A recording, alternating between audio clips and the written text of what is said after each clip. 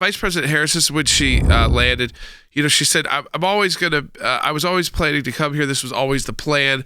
She was kind of defensive because in the question that was asked, you could hear, hey, was this all put together because former President Trump is coming next week? How did you decide that right now was the right time to make your first trip to the border? Well, it's not my first trip. I've been to the border many times. As the person in charge of the response. So the important aspect of this visit is leading this visit after the work that we did in Guatemala and Mexico.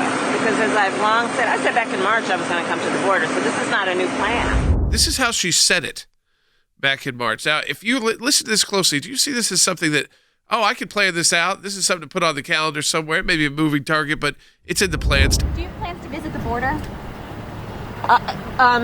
Not today. But I have before, and I'm sure I will again. She said some version of, look, this was always the plan. I was always going to go to Mexico and Guatemala first, and then I was going to come to the United States. Look, Jordan, the problem with that is it's backwards. I mean, of course, the problems in Mexico and Guatemala are a part of this, but it is the job of the American administration to start with the American interest and then work the problem from that perspective. They're doing it exactly backwards, and so, of course, you're going to get the results of all-time highs of encounters. It doesn't appear to be a particularly serious effort. It looks like she's going down there just to complete a task that's been on her to-do list for an awfully long time, and she caught flack for handling this poorly. For Vice President Harris to go down there and have some video taken of her at a processing center today, I can't imagine this is going to convince anyone thinking about coming across our border illegally to change their plans. Vice President Harris is trying to say, well, this isn't a new trip. This is just a continuation of my big plan. Except for if it was, you could have told us about this trip, right? It didn't have to come with 48 hours notice. Oh, it just fit right now. You didn't have to go to the place that everybody says, oh, come on, that's a check-the-box visit.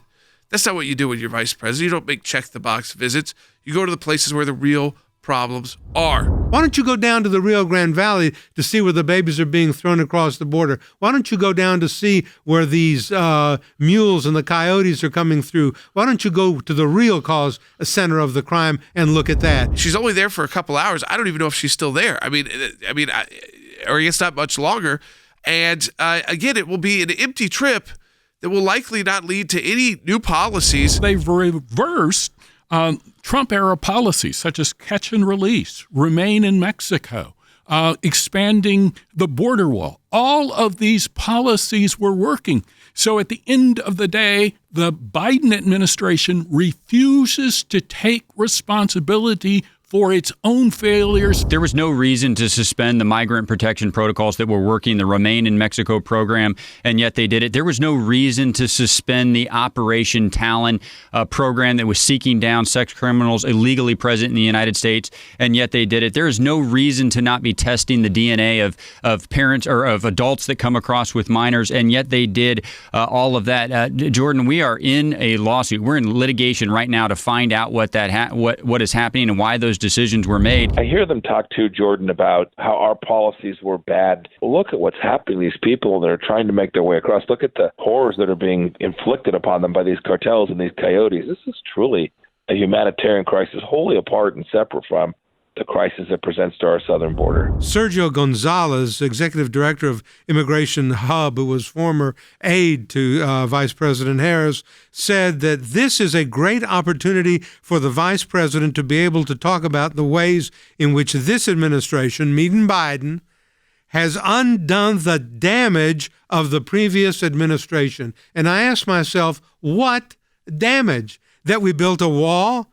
That this Operation Talon was put into effect? That we wanted to do the DNA testing, that we wanted to have the Remain in policy, Mexico policy put into place? What was the damage? Please articulate that. I'd like to know. In the end, it's President Biden's responsibilities. He's the commander-in-chief. He has the responsibility to secure our southern border. It is his statutory duty, his legal duty, and it's the right thing to do. You know, in the military, we would always talk about the fact that you can delegate authority but not responsibility.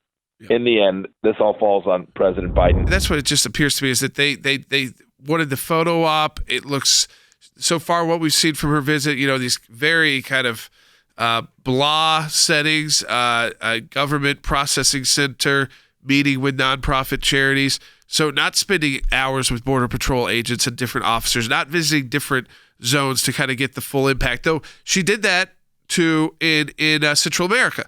She went to different places to get a feel for what were the reasons why people were coming. But what she didn't do on the border isn't doing today is that, which is going to different parts of the border to see why are they having trouble here? Why is it different here than there?